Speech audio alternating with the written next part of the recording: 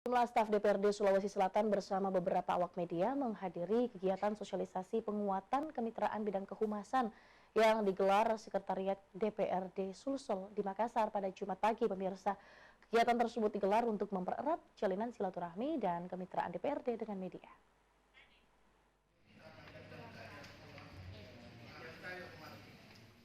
Di tengah wabah pandemi yang surut di Kota Makassar, tak menghalangi terbangunnya kerjasama kemitraan DPRD Sulawesi Selatan dengan sejumlah awak media yang kesehariannya meliput kegiatan di DPRD Sulsel.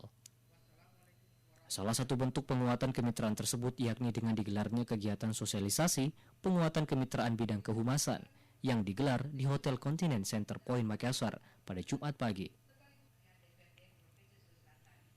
Kepala Bagian Persidangan dan Perundang-undangan DPRD Sulawesi Selatan, Syamsiah menjelaskan, kegiatan ini dilatar belakangi upaya DPRD untuk meningkatkan silaturahmi sekaligus memperkuat kemitraan antara DPRD dan awak media.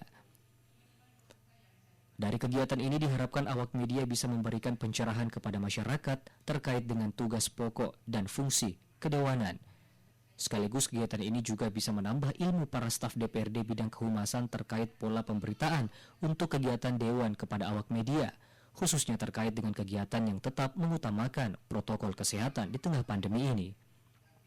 Sementara itu, salah seorang jurnalis, Arif Situju, menyambut positif kegiatan penguatan kemitraan tersebut.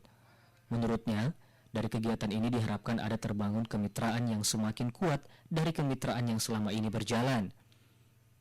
Jurnalis dari media harian Berita Kota Makassar ini juga mengapresiasi pola kerjasama DPRD Sulsel dengan awak media, termasuk dalam penanganan kegiatan yang tetap mengutamakan protokol kesehatan, khususnya menerapkan rapid test kepada awak media. Kegiatan ini menghadirkan sejumlah narasumber dari beberapa media di Kota Makassar, termasuk dari Aliansi Media Cyber di Kota Makassar dan akan berlangsung selama 2 hari. Tim Liputan, Sulawesi TV.